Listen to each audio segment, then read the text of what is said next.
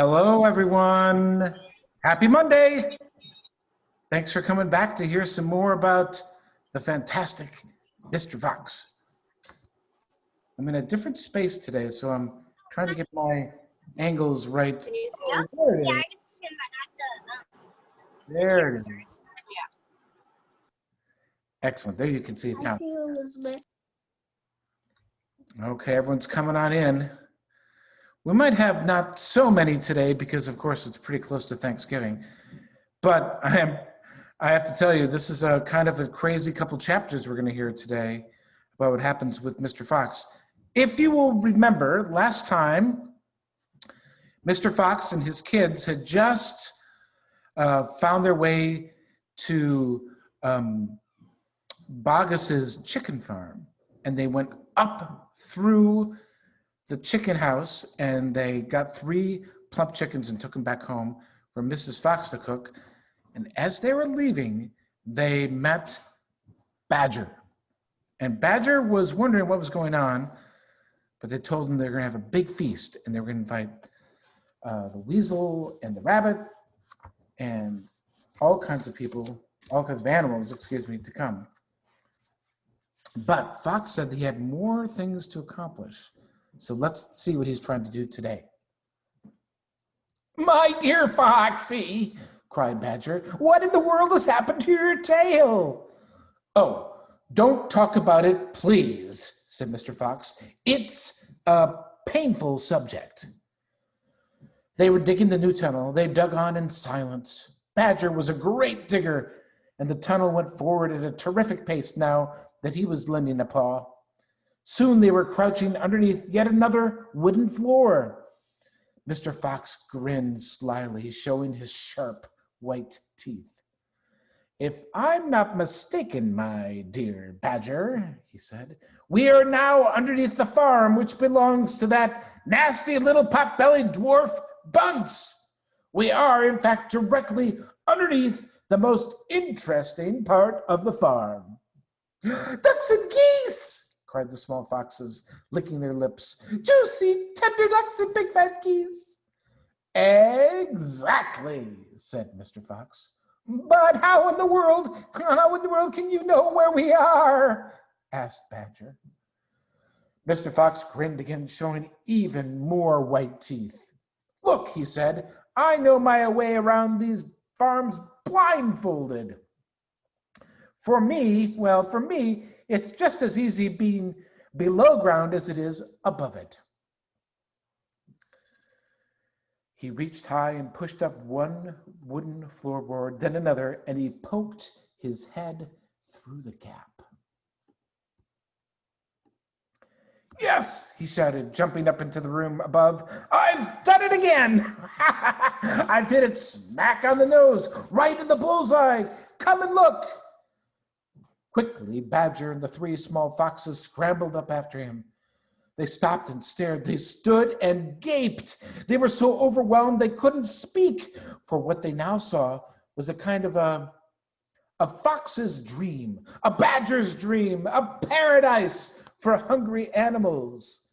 This, my dear Badger, proclaimed Mr. Fox, is Bunce's mighty storehouse. All his finest stuff is stored in here before he sends it off to market. Here's a picture to show you.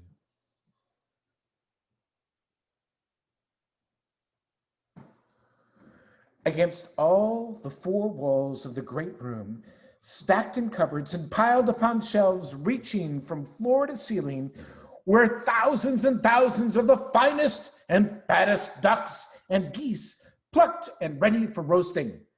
And up above, dangling from the rafters, there must have been at least 100 smoked hams and 50 sides of bacon. Just feast your eyes on that, cried Mr. Fox, dancing up and down. What'd you think of it, eh? Pretty good grub. Suddenly, as though springs had been released in their legs, the 3 hungry small foxes and the ravenously hungry Badger sprang forward to grab the luscious food. Stop! Ordered Mr. This is my party. so I shall do the choosing." The others fell back, licking their chops. Mr. Fox began prowling around the storehouse, examining the glorious display with an expert eye. A thread of saliva slid down one side of his jaw and hung suspended in midair and then snapped. "We mustn't overdo it," he said. "Mustn't give the game away. Mustn't let them know what we've been up to. We must be neat and tidy and take just a few of the choicest morsels. So to start, we shall have 4 plump young ducks." He took them from the shelf. "Oh, how lovely and fat they are. No wonder Bunce gets a special price for them at the market. All right, now, Badger, lend me a hand to get them down. You children can help as well. There we go. Oh, goodness me, look how your mouths are watering. And now, I think we better have a few geese."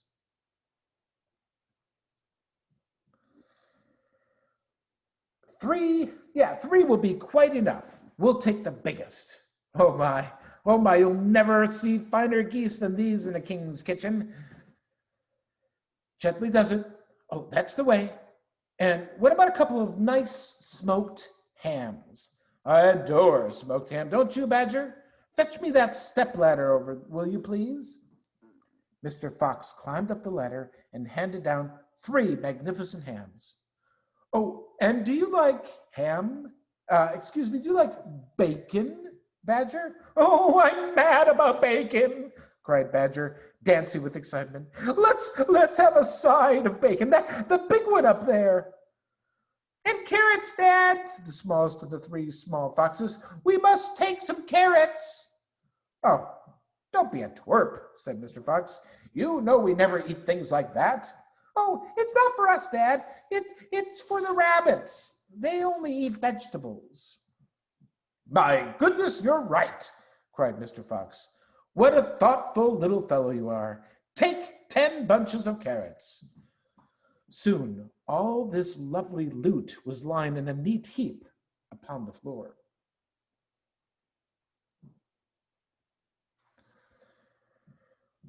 The small foxes crouched close, their nose twitching and their eyes shining like stars. And now, said Mr. Fox, we shall have to borrow from our friend Bunce 2 of those useful pushcarts over in the corner. He and Badger fetched the pushcarts, and the ducks and the geese and the hams and the bacon were loaded onto them. Quickly, the pushcarts were lowered to the hole in the floor. The animals slid down after them.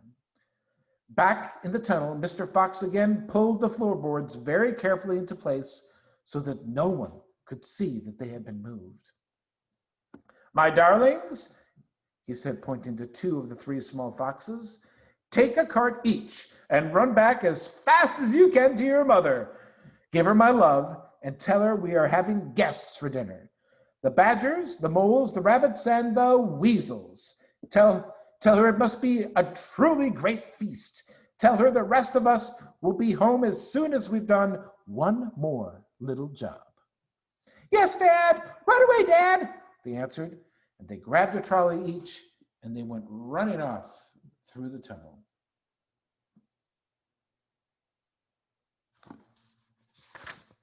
Chapter 14. Badger has doubts. Just one more visit, cried Mr. Fox. And I bet I know where it is, said the only small fox now left. He was the smallest fox of them all. Where? Asked Badger. Well, said the smallest fox, we've been to Boggus's and we've been to Bunce, but we haven't been to Bean. It must be Bean. You are right, said Mr. Fox. But what you don't know is which part of Bean's place we are about to visit. Which? They said both together. Aha, said Mr. Fox. Just you wait and see. They were digging as they talked. The tunnel was going forward fast. Suddenly, Badger said, Oh, does this worry you just a tiny bit, Foxy? Worry me, said Mr. Fox. What? All this, stealing. Mr. Fox stopped digging and stared at Badger as though he had gone completely mad. "My dear old furry frump," he said, "do you know anyone in the whole world who wouldn't swipe a few chickens if his children were starving to death?" There was a short silence while Badger thought deeply about this. "You are far too respectable," said Mr. Fox. "Well, there's nothing wrong with being respectable," Badger said.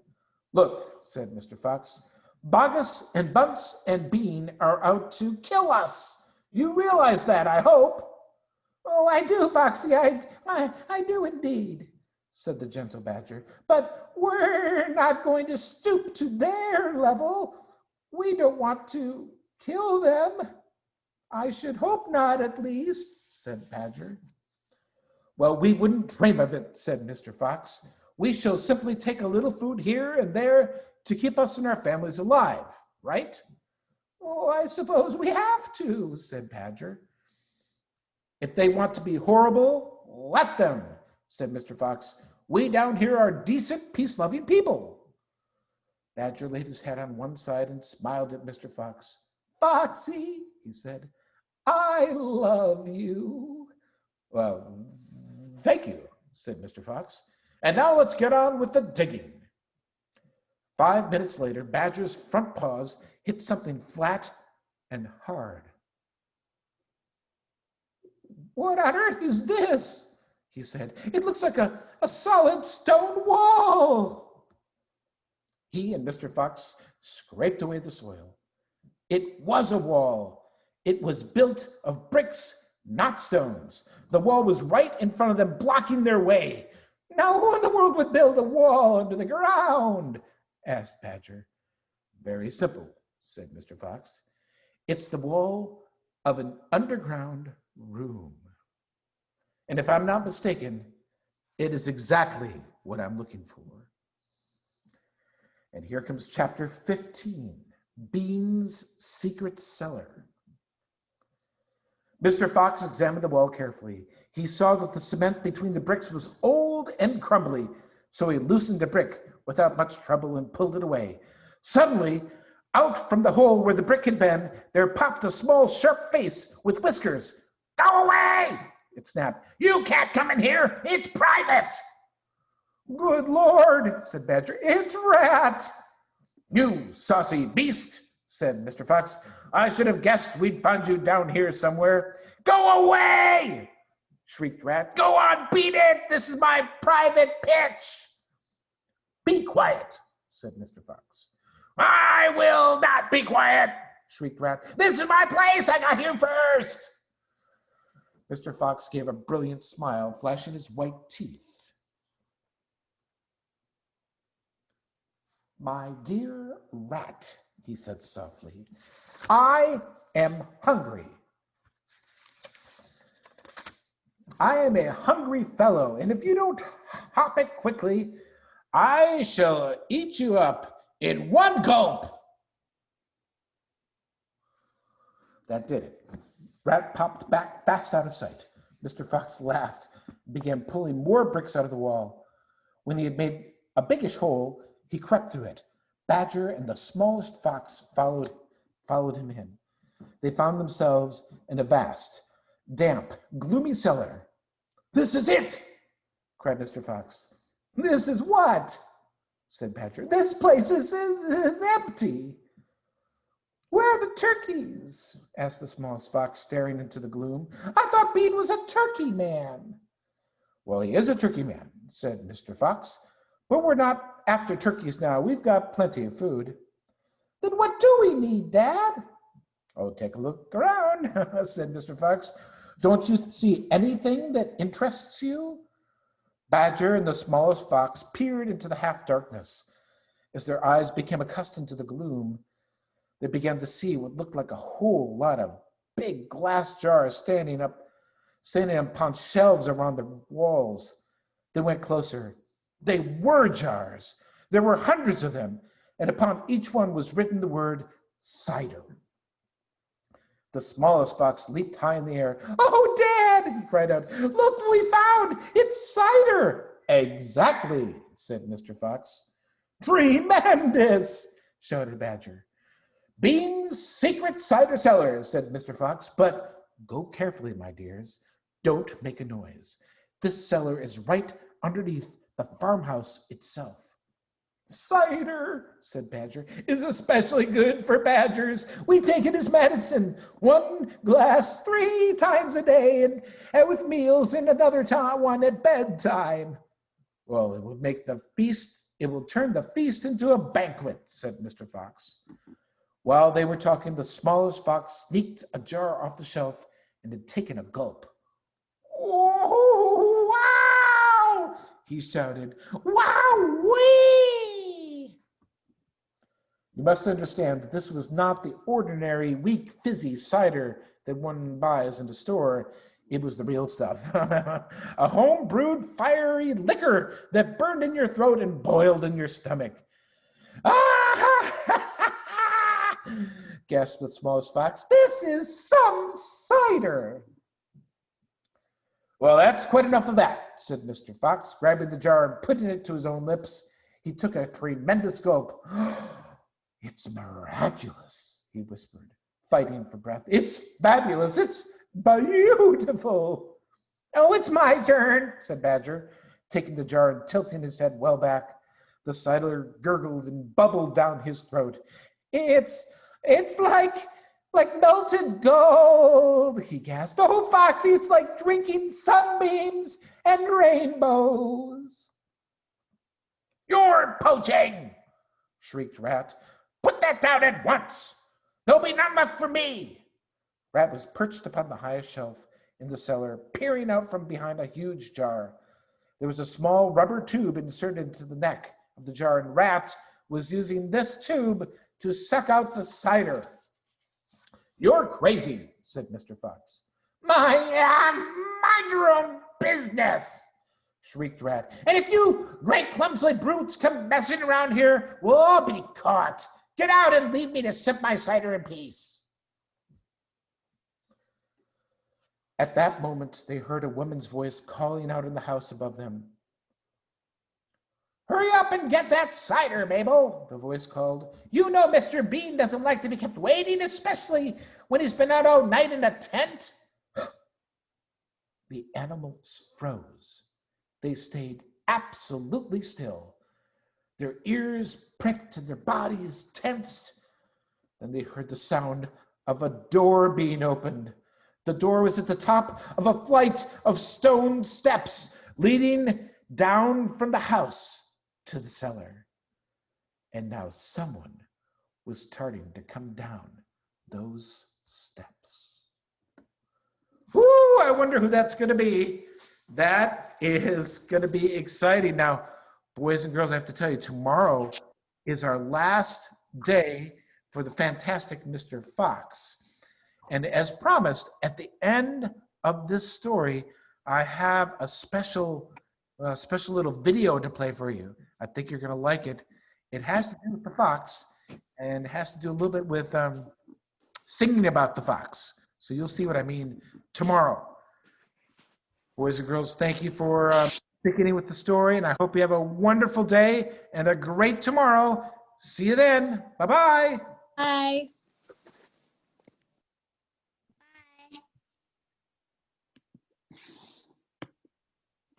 Bye. Bye. Have a great day. Mr. Hancock, Yes. at school, I think that we're going to draw another turkey. I love that. Are you going to use your hand to make a turkey, or are you going to use something else? I gonna, they're paper up turkey. Oh, nice. Well, make sure you don't eat the paper turkey because they're not very tasty, okay? Okay, everyone, have a great day. See you tomorrow. Mr. Hancock. Bye.